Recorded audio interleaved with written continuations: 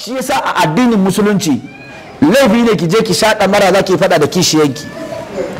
Idan kika je kina marinta idan tana da ƙaran kwana sai ta mutu, tana mutuwa ba abin da zai hana ba ɗaure ki a prisoner ba, za a je a ce kin kashe ta.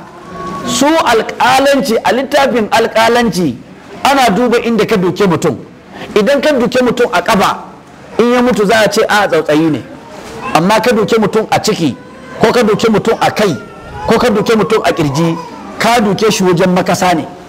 Ina fata an gane. Saboda haka ku yi hatara da fada da kishiyoyi.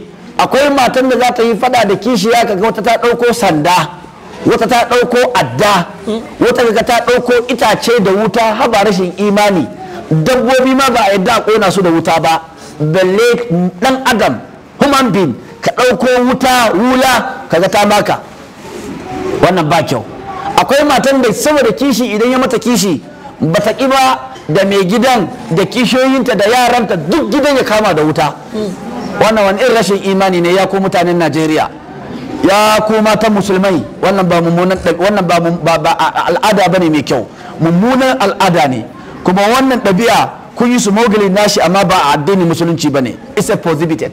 Ma'ana kirkiro shi kuka yi kuka sa ma addini amma ba addini bane. An ce dan kuka shi ke jama uwarsa harbi. An ce wanda ba musulmi ba wato ba zai yi wannan aikin ba, kai musulmi ya za ka kai irin wannan aiki? Ko a addini wanda ba musulmi ba za su irin wannan aiki ba. Saboda haka muna roƙon Allah ya sa babu irin waɗannan mata masu tsananin kishi a cikin mutane ko a cikin mata 'yan uwansu.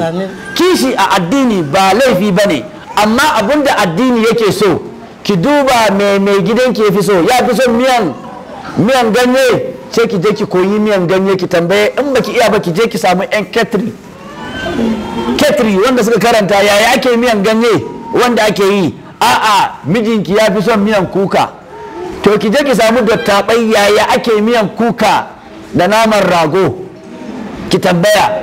A'a, yaya miyan stew yake so, ki je ki tambaye wanda suka iya miyan stew. Yaya tumatur din yayi tsami ne ko kuma a sa masa barkono, a sa attarugu ya yawa, ko a sa masa yar mai yango mai zafi sosai ya sha yana jin zafi, yana yi kamar yana shan tom ya ji zafi, olzansa ya tashi. Duk ki ta tambaya. In mai gida baya son fefe sai ki dan nika fefe din ki aje a gefe, shi da kanshi ya barbada. In mai gida baya son manda ya yawa, kar ki saka, ki aje a gefe, in yana so ya kara da kanshi. Idan kuma ke kina da fasaha sosai da tunani, ki zo ki ɗanɗana miyan da yake ci, in ya ɗanɗana daga nan za ki rika ganewa tun da kiyastawa ne. Malaman fuqaha sun baki dama da Ramadana don kin sa gishiri ko sun kin saka siga babu laifi, sun yadda ki ɗanɗana ki tufar domin ki gane, don mai gida ya aika da kansa yana godiya yana murna yana jin daɗi, baki dumbula mishi gishiri a cikin girki ba.